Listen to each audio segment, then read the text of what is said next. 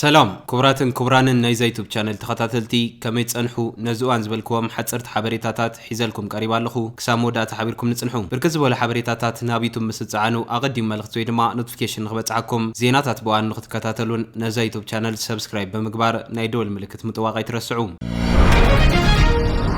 أبزقنا كاب حلفنته زتسنابته بريزيدنت جيزاو ممحدار تግራይን ንጀነራል ታደሰ ወረደ ዘረከበን አቶ ጌታቸው ረዳ አበዋና ጉዳያትን መምሕዳሩን ዝገጠሞ ማሕለኸታት አመልኪቱ ምስ ጋዜጠኛታት ቢቢሲ ፎከስ ኦን አፍሪካ ቃለ መሕተት አካይዶ ኣብቲ ናይቲ ማልቃጠ መሕተት ንሱ ካብቲ ሓደ ክፋል ሕወሓት ብዛዕባ ዝገጠሞ ዝነበረ ዕንቅፋት ብዛዕባ ሓድሽ ፕሬዝዳንት ኮይኑ ዝተሸመ ጀነራል ታደሰ ወረደን ከምኡ ንመጻኢ ኣብ ምንታይ ከም ዘተኩር አመልኪቱ ተዛሪብሎም ጋዜጠኛ ቢቢሲ ነታ ኣብ ስልጣን ዝነበርካሉ 2 ዓመት ምልስ ኢልካ እንተሪኻዮ እንታይ ቀንዲ ዓወተይ بل نزبل حتو زقرب الخينو ጌታቸው ረዳ በወገኑ ናብ ንጡፍ ግጭት ክንምለስ ተኸሎ ነይሩ ካብኡ ከምዝ ተቆጠብና ኣምን እዚ ጥራሕ ይክብል ዝኽእል ኢሎም ተወሳኺ ጋዜጠኛታት ብዛዕባ ዕድመን ስልጣንን ዝኾነ ተዓሳለካዶ ዝብል ሕቶ ዘቕረበሉ ኮይኖም እወ ከም ምላስ ተመዛበልቲ ዝኣመሰሉ ኣቐዲምና ክንገብሮም እንኽእልን ክንገብሮም ዝግባአና ነገራት ኣለዉ በዚ ጣዓስ ክብል ገሊጹ እቲ ዝሕዝን ድማ እቲ ኣብ ትግራይ ዝነበረ ፖለቲካ ዋህው ዘይረብሕ ውሽጣዊ ፍሕፍሕ ነዚ ዳርጋ ከምዘይከኣል ገይርዎ ክብል ይገልጽ ጋዜጠኛ ቢቢሲ ካብ መሪሕነት ክትለይ ወይ ክትወፅእ ዝዓበየ ኣበርኪቶ ዝገበረን እንታይ ትብል ውሽጣዊ ውድባት ፍሕፍሕ ፖለቲካ ዲኔሩ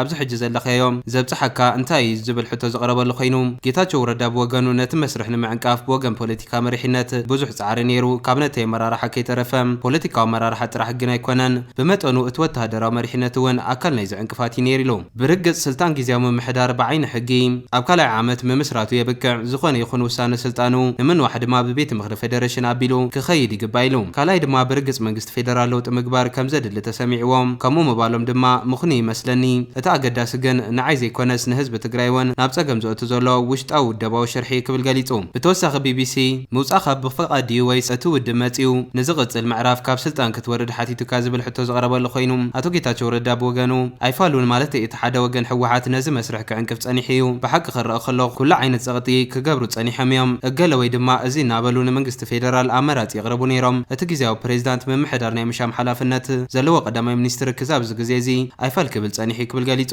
ኣብዚ ግዜ እዚ ግን ምስ ምዝዛም ስልጣን ጊዜያዊ ምምሕዳር ተዛሚዱ ብሓቂ ካልእ ኣመራጺ ክርኤሉ ዝግባእ ግዜ እንተኮይኑ እቲ ቀዳማይ ሚኒስትር ሓቲትኒ ይብል ንኣብነት ነቲ ስልጣን ተጠቒመ ተመዛበልቲ ምምላስ እኳ ኣብ ዘይከኣል ኩሉ እዋን ኣብ ስልጣን ንምጽናሕ ብፍላይ ዝግደስ ሰብ ኣይኮንኩን ስለዚ ልክዒ ነይሩ በቲ ሓሳብ ተሰማሚዐ ክብል ገሊጹ ጋዜጠኛ ቢቢሲ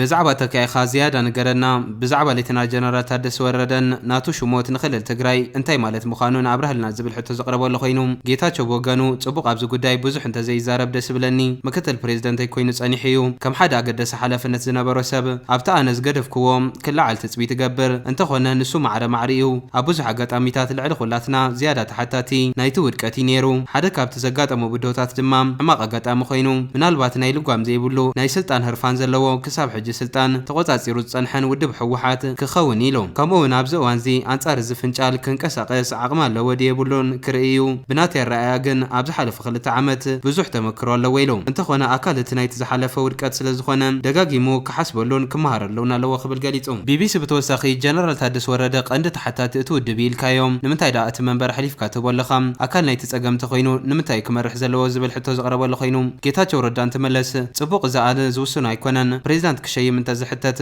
ወይ ድማ ሓደ ካብ ስልጣን ዝሰነባት ፕሬዝዳንት ንዝተከኦ ፕሬዝዳንት ክሸይም ቅቡል ኣይመስለንን ርግጽ ናተይ ተካ እዩ እንተወሓደ ኣብቲ ምስ ቀዳማይ ሚኒስተር ዝገበርናዮ ዝረረብ ምናልባት ካብ መብዛሕትኦም ኩሎም ነዚ ቦታ ክወዳደሩ ዝጸንሑ ዝሓሸ ምርጭኡ ዝኾነ ይመስለኒ ስለዚ እቲ ናይ መወዳእታ ውሳነ ናይቲ ቀዳማይ ሚኒስተር ኢሉ ኣብዚ ሕጂ እዋን ክብሎ ዝኽእል ድማ እቲ ስርሑ ዝተቆጽረሉ ታደሰ ስርሑ ብጽቡቕ ክሰርሕ በቲ ላዕለዋይ ኣመራርሓ ሕወሓት ኣብ ትግራይ ዝበጽሖ ጽዕንቶ ክጻወር ነቲ ክልል ዘጋጥሞ ዘሎ ጸጥታውን ቁጠባውን ፖለቲካውን ጸገማት ክፈትሕ ብዓብዪ ድማ ኣብ ምምላስ ተመዛበልትን ምርግጋጽ ህገ መንግስትን ግዛታት ትግራይን ከተኩር ተስፋ ገብር ክብል ገሊጹ ጋዜጠኛ ቢቢሲ ወገኑ ዳርጋን ህዝቢ ትግራይ ምንም ከም ዘይገበርካ ኮይኑ ዶ ይስማዓካ እዚ ብዛዕባኻ ቁኑዕ ትንተና ድዩ ክብል ዝሓተተ ኮይኑ ጌታቸው እንትመለስ ኣነ ኣካል ናይቲ ህዝቢ ትግራይ ዝፈሸለ ኣመራርሓ የመበልኩም ብዛዕባ እዚ ግን ዝምክሓሉ ነገር ኣይኮንኩን ከምቲ ኣሜሪካውያን ዝብልዎም ሓቂ እንተኮይኑ ድማ ክምክሓሉ እየ እዚ ምናልባት እቲ ስልጣን ጥራሕ ትኹረት ዝገበረ ውድብ ክጻወር ዝከኣለኒ ኩሉ ፈቲነ እየ ከምኡውን ነቲ ዘሎ ኩነታት ንምፍታሕ ኣዝዩ ንቑሕን ዝተወደበን ምንቅስቓስ ንምውዳብ ሓጋዝ ይመስለኒ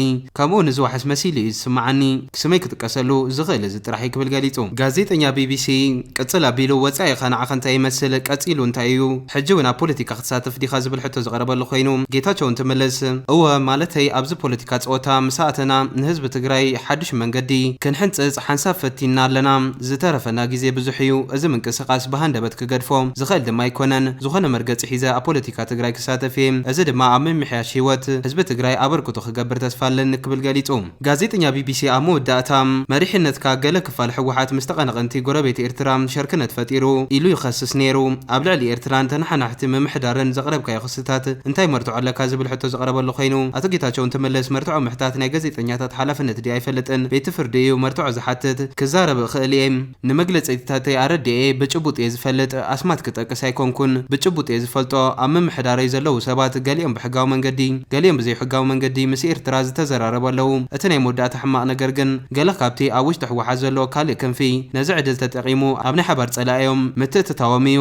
ዝደልየ ዓይነት ገምጋም ይኹን ክብል ገሊጹ ስለዚ ኣስማት ክህበኩም ኣይኮንኩን ግን እዚ ብሓቂ ይፍጸም ከም ዝነበረ እኹል መርትዖ ኣለኒ ክብል ገሊጹ ቢቢሲ ብምቕጻል ኣብ መወዳእታ ብርግጽ ድማ ብዛዕባ ጀነራል ታደሰ እውን ስክፍታታት ክትልዕል ከለኻ ኣካል ውድቀት ናይቲ ዝሓለፈ ምምሕዳር ምንባሩ እንታይ መርትዖ ኣለካ ዝብል ሕቶ ዝቐረበሉ ኮይኑ ጌታቸው ረዳ እንትመለስ ምክትል ፕሬዚዳንት እዩ ነይሩ ከምኡ እውን እቲ ዝወሃቡ ሓላፍነት ስርሑ ክፍጽም ኣይከኣለን ንታደሰ ንበይኑ ኣይኮንኩን ዝወቕሶ ዘለኹ ብዛዕባ ዋላ ሓንቲ ዘይምግባረይ እንተስ ምእላይ ወይ ምትካእ እውን ናተይ ውድቀት እዩ ስለዚ ሕጂ እውን ከምኡ ከም ዝበለ እኹል መርትዖ ኣለኒ ኢሉ ስለዚ ምክትለይ ስለ ዝነበረ ጉዳይ ጸጥታ ናቱ ሓላፍነት ነይሩ ናይ ብርክ ዝበሉ ከባቢታት ሓላፍነት ነይርዎም ብናተይ ኣረኣያ ብውድቀት ዝተመልአ እዩ ናቱ ውድቀት ግን ናተይ ውድቀት እውን ኢሉ ጌታቸው ረዳ ኣብ መወዳእታ እንተጠቓልል ፖለቲካ ትግራይ ክሳብ ክንዲ ዝከቢድ እዩ ንሕና ጥራሒና ዝተወደበ ሰራዊት ዘለና ዳርጋ ዓርሱ ክኢሉ ጠጠው ዝበለ እዩ ዝመስል ውዕሊ ፕሪቶርያ ነዚ ዕለባት ክገብረሉ ነይርዎም ታደሰ ከም ሓላፊ ሰራዊት ግን ገለ ውሳነታተይ ክቕበል ነይርዎ እዚ ከም ዝነዓኸ ዓይነት ኣብ ካልእ ዓለም እትነብሩ ሰባት ምርዳእ ከቢድ እዩ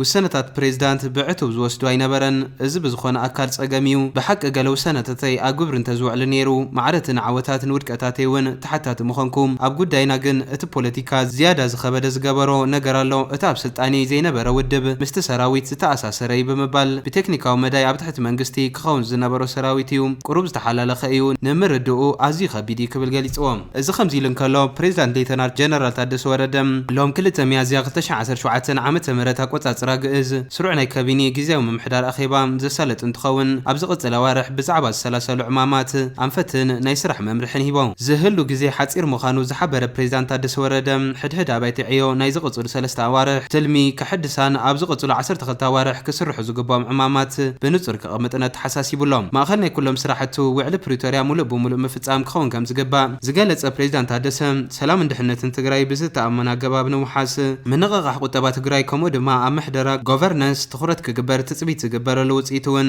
ምእንፋት ከም ዘድሊ ገሊጹ ዘለና ኣፈላላይ ንጎሊ ገዲፍና ቀጻሊ ህላወ ትግራይ ህዝባን ንምውሓስ ቀጸልቲ ባህግታትና ክሰምረን ኣብ ዘኽእሉ ብሄራዊ ዕማማትና ሰሚርና ክንሰርሕ ኣለና ዝበለ እቲ ፕሬዚዳንት ሓደ ሰዓሪ ካሊእ ተሰዓሪ ወይ ደፋእን ተደፋእን ንኾነሉ ኩነታት ስለዘየለ ከም ተጋሩ ሓደነትና ስጢምና ክንሰርሕ ኣለና ኢሉ ምዛ ተሓሒዙ እቲ ዝጸንሐ ሕወሓት ግምት ዝብል ኣጀንዳ ክፍታሕ መዕለብ ክገብረሉን ከም ዝግባእ ዝገለጸ እቲ ፕሬዚዳንት ጉዳይ ትግራይን ህዝባን ግና ናይ ኩላትና ኣጀንዳ ክኸውን ከም ዝግባእ ኣተሓሳስብ ክብል ገሊጹ ኣብ ቀረባ እዋን ኮንፈረንሳት ብምክያድ ኣብ ሁሉ ጸገም ህጹጽ መፍትሒ ከም ዘቕምጥ ብምግላጽ ኩለን ውድባት ፖለቲካ ትግራይ ካልእ ክፋል ማሕበረሰብን ኣብ ብሄራዊ ረብሓን ትግራይ ዓሲሎም ክሰርሑ ዘኽእል ኣካይዳ ከም ዝዝርጋሕ ገሊጹ ኣብ መወዳእታ ፕሬዚዳንት ታደሰ ኣብ ኣመራርሓ እቲ ጊዜያዊ ምምሕዳር ትግራይ ዝተወሰነ ምምዕራያት ከም ዝህሉ ብምሕባር ኣብ ሓፂር እዋን ከም ዝፍጸም ገሊጹ ክብል ቤት ጽሕፈት እቲ ፕሬዚዳንት ሓቢሩ ኣሎ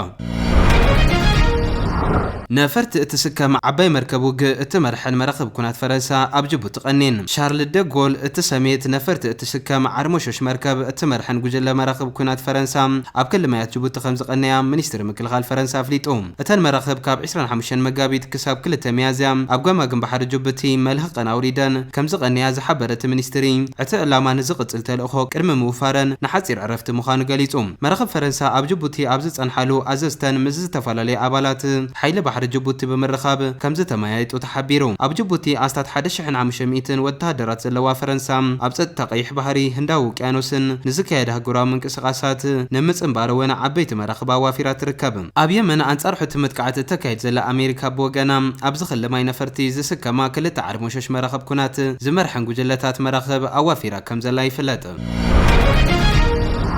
نابتني موداتا زينا مسن سجر مراح وتهدروا منجست السودان وقعوا سرحن مفتام ناب إرترا بتحوم لو من أبرز ختم أسمر زعتوا جنرال عبد الفتاح البرهان بس بريزيدنت إساس بمرخاب بزعبة جيت السودان تزراري بوم أتى بومبر لعلو بيت مخر السودان زخون جنرال كنات حد هاجرو كلاي عامتو أبزمل على زول أوانيوم نتم بتحز كايرو زلهم من يصير زيني إرترا يمان قبر مسكال أبزوت حبريتام كلتيوم مراحتي بزعبة نخلتيوم وجنات زجد سوزباون علم لخون قدات كم زراربون ملخت لو السودان حلف السلية لتنار جنرال أحمد إبراهيم مفادل زتغال لمخانوم أقل زينا السودان حبير اللهم جيت السودان بسر نوان كفتح كتمحت أنزت أن حتى إرترام بسراوي السودان زت أبغى زمدنا كم زلواي قلت أبوم برلا علويت بيت مخرينة أمون قخلتين هاجرات زلو خلتي أو زمدنا نمحيالا نغرميت نمدفعن مسبريد أنتي سياسة فورقيم كزرار بمخانو اتسونا زوت أبتابي تكسم أبزق ربا أوان الرئيس ختم خرطوم زتقوت أرى سراوي السودان نحيلتات دعم سريعا نمد خامس الرحيتات حيل كم زلواي قلت أتاب تاريخ لعل 1 مليون إرتراويان سدتنياتات كم زعقوبة زنقر الله السودان أبدما وقع حد مئتوان بزحات إرتراويان زز ألوي نيرو بسنك تخونات هلواتهم زي فلت إرتراويان سدتنياتاتون بزحات مخانمي زنقرم بدعمت سريع كمرغة تحيزهم زز أنحو لعل 5 إرتراويان إثيوبيوان سدتنياتات أبزح حلف عامد كابيت ماسرت الدحر موتهم أبتحتي حل يتعلم لخوت كال سدتنياتات